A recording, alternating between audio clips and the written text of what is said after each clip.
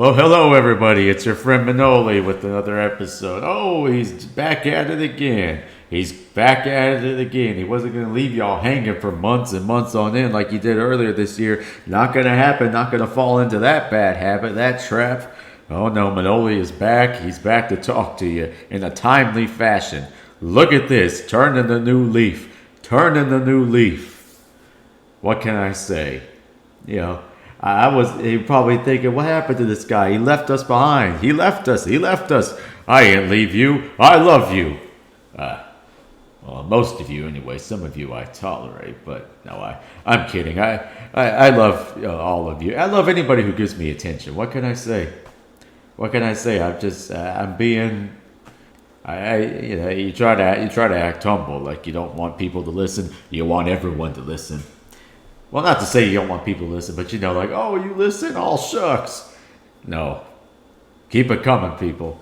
I want to talk to you, and I want to get feedback. I want to know if I'm onto something here. It's taken me 50-something episodes. I don't know if I'm anywhere better than when I started. I really don't. So, feedback is always appreciated, unless it's bad, of course, and you can keep it to yourself. But, yeah, it's not a democracy here. No, I'm kidding. Whatever you want to say to me. Good, bad, nice, mean. Doesn't stop some people, that's for sure. That's for sure. Anyway, well, how's it going, everybody? Oh, I'm doing fine. What's been going on, everyone? What you been up to? I tell you what I was up to. This past weekend, I drove up with my mother. I drove up to Old Prosperity, South Carolina. You know where that is? I didn't think you did. It's in the country of South Carolina, about northwest of Columbia there, on the Lake Murray. I drove up to Prosperity, South Carolina, my mother's hometown, and I visited my grandparents and my extended family out there, my aunts and my uncle, and we got together to celebrate my grandfather's 88th birthday. 88 he is.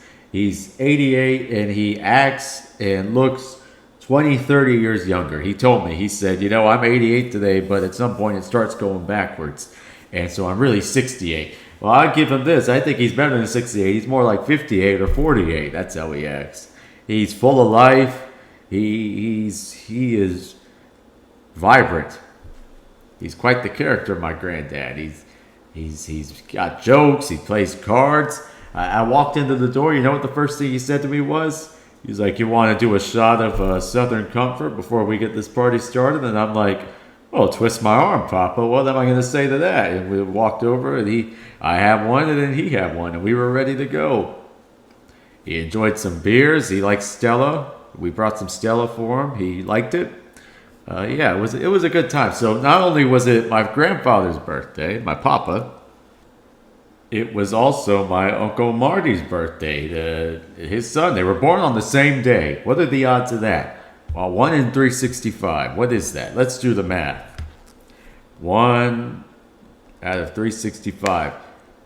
That is a 0.27% chance of that happening, but it happened. So Marty Sr. and Marty Jr. Actually, I think my Uncle Marty is Marty the Third, but I'm not sure exactly. But yes, it was their birthday. Happy birthday to them. We got together. We had hamburgers and hot dogs. We had all kinds of stuff. A lot of beer. I'm a fan of that. I wasn't boozing at all during Lent, so it's been a nice return to form. So, not going too far with it, but if it's your grandfather's 88th birthday, you got to celebrate the right way. You know what I'm saying? But yeah, so we all got together. I enjoy going to Prosperity. You know why? Everybody there is happy to see you. Everybody there is nice to me. Everybody says, Manoli, what's going on? What's new in your life? How are you? What are you doing? What wonderful things are you doing in the world? And I got to say, well, it's hard to keep track of them all. But everybody's nice. Happy to see you. My grandparents are fantastic hosts. You walk in, they say, we got beer for you, we got shots for you, we got all kinds of snacks and food. It was a wonderful time. Yeah, I sleep in the loft, and they get it ready for me. They turn the air on up there. They know I like to sleep. I like it to be cold. I like to feel like it's freezing outside when I'm sleeping. I like it to be cold where I sleep. I enjoy it. I don't know why that is, but I like it. And so they make sure that the room is cold for me. They make sure everything's ready. They always are happy to see you, always asking you what's going on. It's a wonderful thing. Who doesn't love when people want to see you? I enjoy it. As on the last episode, I talked about some people that weren't so happy to see me. So this was a nice counterbalance to that. How about that? Seeing my whole family, my aunts and my uncle, my grandparents, my cousins. It's always a good time. Anyway, what else is new? Manoli's leaving town tomorrow. He's going down to Florida. Hey, you know what I'm doing? I'm going to Universal Studios, the theme park, and they're opening up a new park called Epic Universe. And I am a pass holder at the Universal, and we were able to get tickets to preview it, so that should be interesting. So I'm leaving tomorrow. I did go somewhere in February. I went on a little excursion with my father there. He had a conference on a cruise ship, so he said, "Do you want to come?" And I said, "Well, twist my arm, why don't you? I suppose I could tag along for that." And the ironic thing is that for his work, he had to be on there. He does travel. He's in the travel business, so he had a group on the same ship a couple weeks before, a month before. So I'm walking around with him, and everybody's saying, "Oh, Mr. Michael. Oh, Michael, hello, welcome back." It's like I'm walking around with Mick Jagger. He's like the celebrity on this cruise ship. It's the most amazing thing I ever saw. They're all like, "Oh, we love your dad. We heard all about you. It's nice to meet you." And I'm like, I feel like a celebrity here, which I think I deserve. No, I don't know what I deserve. Maybe a slap upside the head is what I deserve, but I don't know what I deserve. No, but it was just hilarious to watch. He's walking around, and people would stop him and say, "Weren't you just here?" Yes, he was just here. Yes, he was. He was the rock star of the cruise ship. My father. That was a good time. Although that was in February, so it wasn't really that hot in the Caribbean, but I made the most of it. I still sat out by that pool. It was nice. But yeah, I'm going down to Florida. You like Florida? I like Florida. Nice to visit. So I'll be sure to talk about that when I get back. I had some stories for you. I figured the statute of limitations on these stories has lifted because it's been it's quite some time, and I was thinking about the time I went to the opera. Which imagine that Manoli went to the opera. Who would have thought? I'm not trying to make fun of anybody. I know I am not a perfect singer. I'm not always going to sound perfect. Everybody has a bad day. Whatever. I'm not making fun of this person. What I'm making fun of is I'm sitting in the opera. What I think is funny is I'm sitting in the opera, and it is time for one of the singers, for her to enter onto the scene. I'm not going to say what opera it was or where it was, unless you ask me, but I'm not going to say what it was. But let's just say that there's a very dramatic entrance for this soprano. And she comes out, and we're all sitting there in anticipation, wonder what's going to happen. And the minute she starts singing, the first notes come out, and oh my God, something has gone terribly wrong. My eyes widen, the hair stands up on the back of my neck. Everybody is in shock of what's going on. And this lady behind me, an older lady, all I hear is her say, "Oh my God!" And the stage was set for the rest of the evening. And I tell you what, it did not get much better. But in fact, it got so bad that the group I was with elected to go to the Cheesecake Factory instead of seeing the last two acts of this opera. But, Every time I think about that, every time I hear bad singing, whether it be opera or whatever, I just think about that poor old woman behind me who must have had a heart attack. It was all this happened in like the span of a second. The lady goes up there, la, and like, badly, not like my glorious singing, which not always so glorious, but she starts singing la, and like you get your eyes just widen in shock and horror, like that video of Chuck Berry when Yoko starts singing. And this woman behind me, all I heard was, "Oh my God!"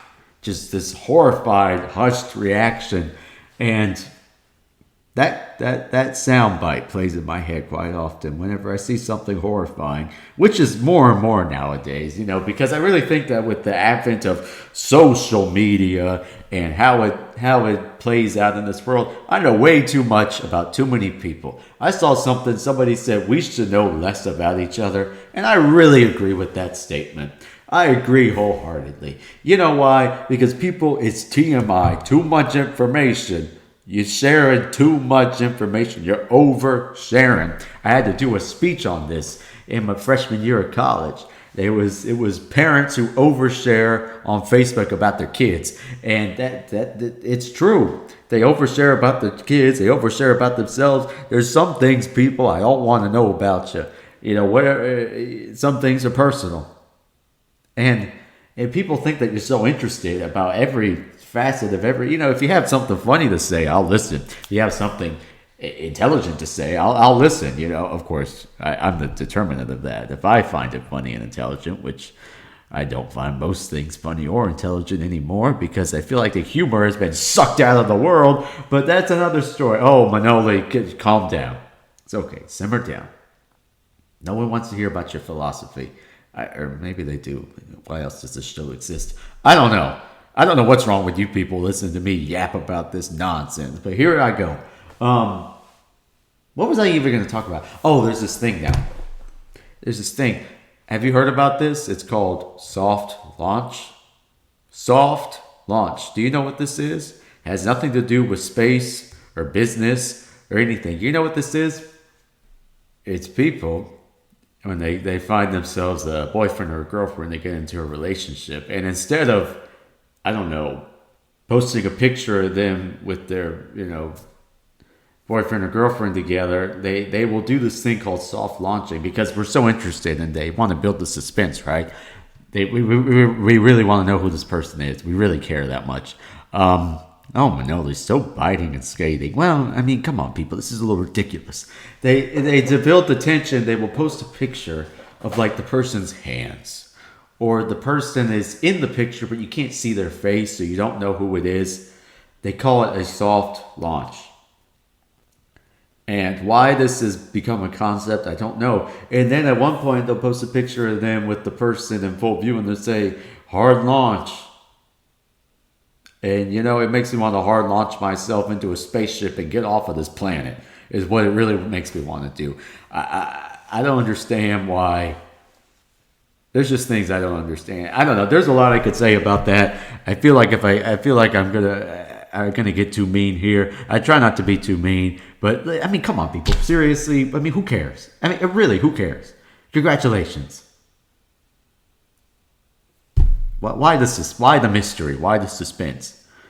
Do you really? Oh, I wonder. We're talking to each other like it's a movie. Oh, I wonder who it is. I wonder who it could be. No, we aren't doing that. Maybe some people are. Maybe I'm the weird one. I don't know. I'm weird about other things, but this one I don't get. So, soft launch, hard launch, whatever it is that your people are doing, I don't understand it. I don't understand it. What else is going on? What else can I talk about? I don't know where to go from there. I tell you what, though, the social media thing has gone really somewhere. These influencers, they call them. These influencers, they want to influence you. I don't want to be influenced. And I don't want to do the influencing. Nobody should listen to me. What do I know about anything? I don't know. All I know is what I know. I am in my own world. All I know is what I can speak to. You shouldn't listen to me. You should not take this seriously. I'm 25 years old. What can I teach you about anything? Nothing. Nothing useful. So why do these people want to be these influencers? They're like, oh, come with me to go to this restaurant or something. I don't want to have to film myself eating. Nobody wants to see me eat. I go there, I eat. And then I'll tell people, hey, you should try this place. Like my friend the other day, there was a restaurant I told him about. He said he heard it wasn't any good, and I said, well, you got to try it, my friend. You got. I don't want to get him in trouble because somebody told him this. They said this place was no good, even though they never actually ate there. They said that they looked at the menu and didn't like it, which makes about as much sense as seeing a poster for a movie and saying that the movie is bad. And I said, that's ludicrous. You have to try this place. And we went there, and he liked it. So what does that tell you? It tells you that you should listen to me. Oh,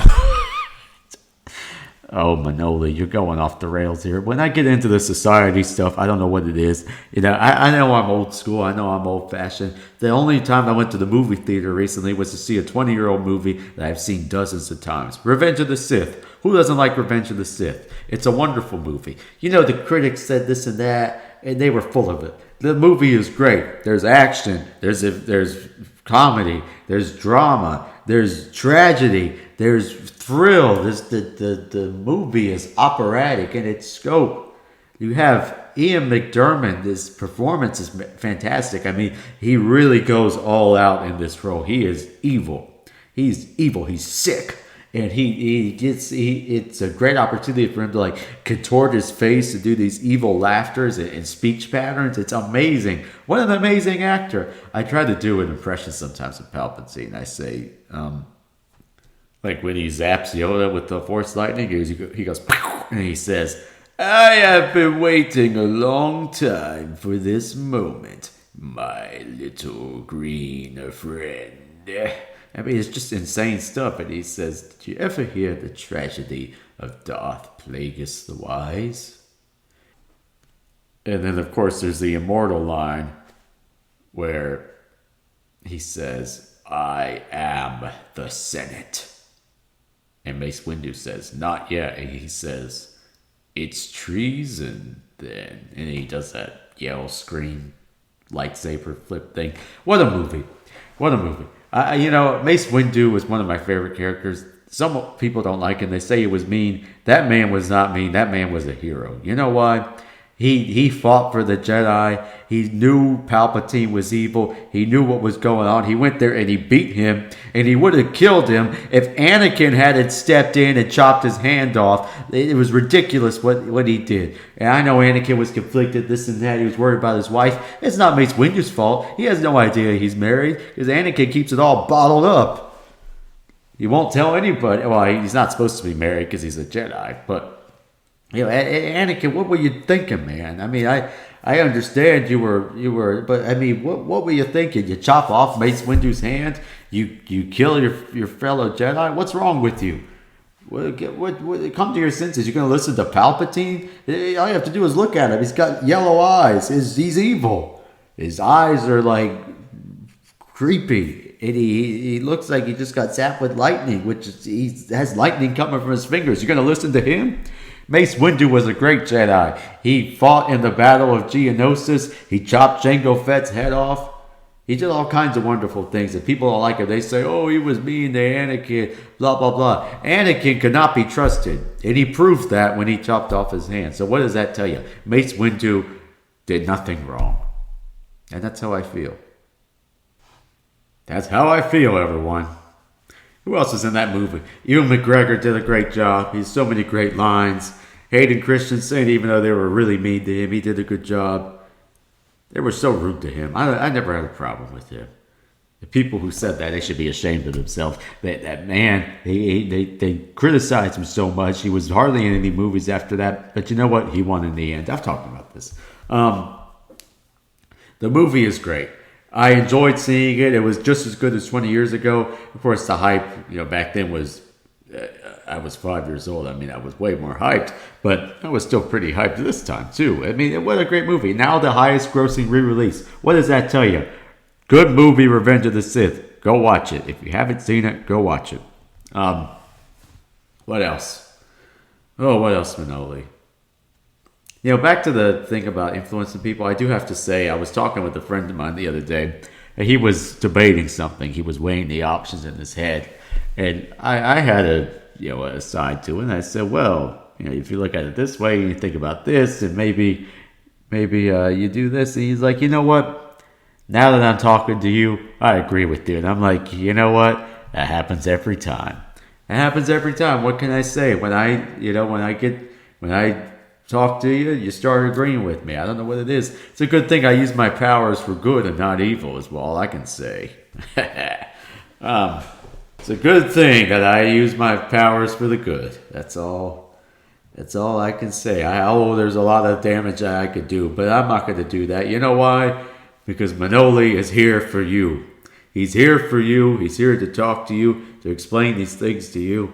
No, I'm not here to explain anything. I can't even explain myself. I'm all over the place. Listen to this show. It's a miracle that anybody can put up with it. I say it every time.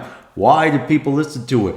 I don't know. I wouldn't listen to it, but hey, you know what? The more the merrier. Come down the road with me. The road. You don't know which way it's going to go. This way or that way. You never know what you're going to get. Oh, he's full of energy today. It's late at night. Where is this energy coming from? I don't know. I started talking about Star Wars. I'm all amped up. Just like some things never change, I suppose. What else? I was thinking about something the other day.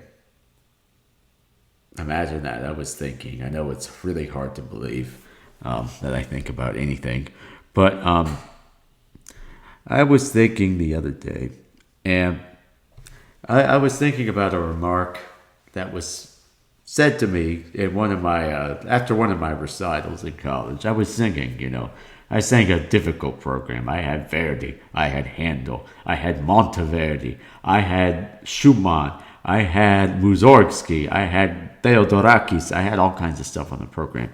It's a full program of hard stuff. That was my last recital. I wanted to go all out with a bang.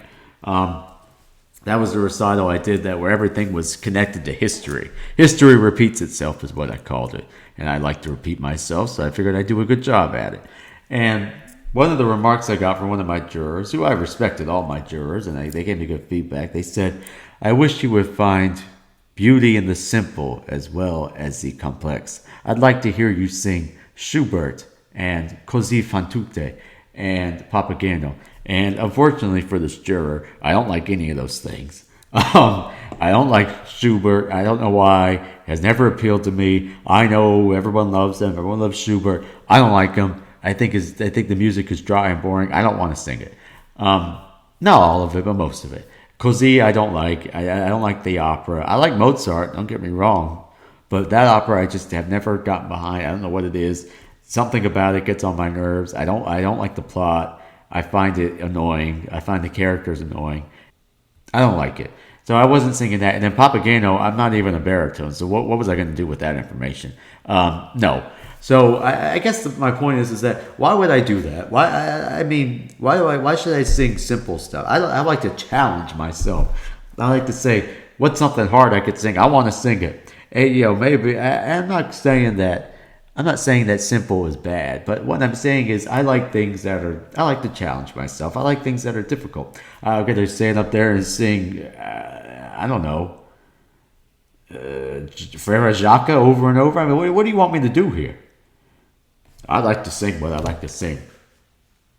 Maybe back then I shouldn't have been singing that stuff, but I gave it my all. I worked hard.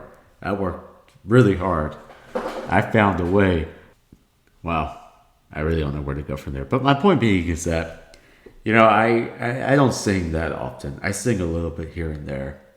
When I get to pick what I like to sing, I like to sing what I like to sing. For some reason, that means challenging myself, singing difficult stuff. I don't know why it is. I don't know why I like to do it. I like to do it. Verdi, Monteverdi, Handel. I like this stuff. Vivaldi. I like this stuff. Not that all of it's difficult, but most of it is. But then again, all singing is difficult in its own way. It's hard to make, a simple song sound exciting. Something clearly that I haven't been able to do. So, maybe there is some truth to that. I don't know.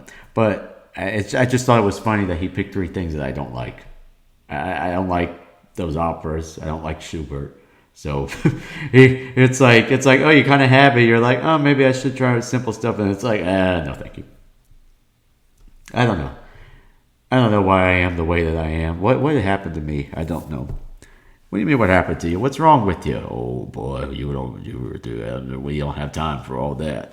We don't have time for all that. I feel like I've talked about 800 things in this podcast. It's only been 25 minutes. What's going on, Manoli? What's going on? I don't know. Oh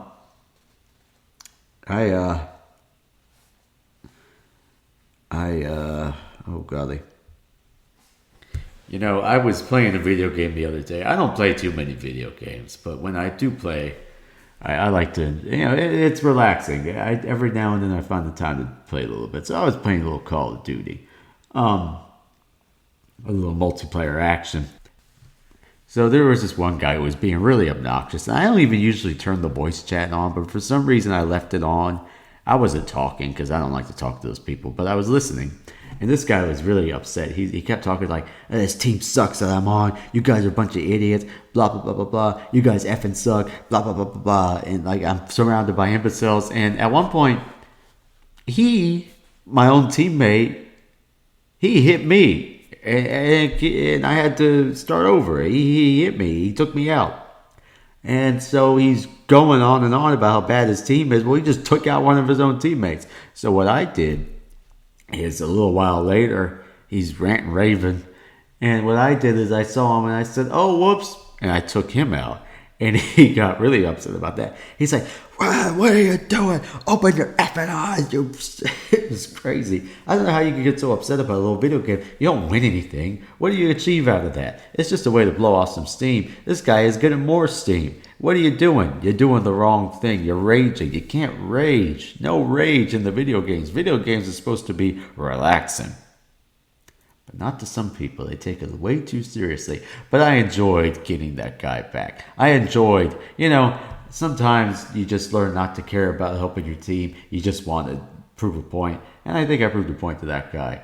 I'm glad that it set him off because he was really being obnoxious. And you know what? He messed with the wrong guy. That's all I can say. And it was his fault in the first place. He hit me. I ain't hit him. He hit me. So in the world of Call of Duty, I thought I was in the right to go over there and take him out. That's what I thought. Wow. I feel like I talked a lot. I talked so much. And it's not even a half hour. Explain this to me. Do I talk too fast? Do I talk too loud? Do I talk too slow? Do I talk too quiet? I seriously doubt it's the last one. Everyone always said, Manoli, why are you so loud? I don't know. I don't know why I'm so loud. I can't help it. It's the way I am. I'm Greek. We're passionate people. We're passionate. We like to talk about things. We like to express our opinions. We like to get animated. That's what we like to do. That's how we are. It's in my blood, people. The Mediterranean, the Greek fire, and the passion. It's in my blood. I can't help it. I am what I am. What do you want me to do? Change? It's been 25 years. There is no change. Take it or leave it. Take it or leave it, and that's it. I think that's going to be it for you. I'm up to 25, what am I at? 30 minutes here. 30 minutes. Oh, what a wonderful 30 minutes it is. You get to hear me rant and rave. What have we learned today? Probably nothing. But you know what? Is that going to stop me? Absolutely not. I'm here for you. I'm here to talk to you. You could certainly talk back to me. Always feedback is welcome. As long as it's nice. No, I shouldn't say that. As long as it's polite. Criticism is fine. Just don't be rude about it. I know it's hard for some people. Certainly hard for me sometimes. But keep it classy is all I can say. Keep it classy. I know it's a challenge, but keep it classy, all right? That's it. Manoli is signing off. Have a good night. Thank you for listening. That's it.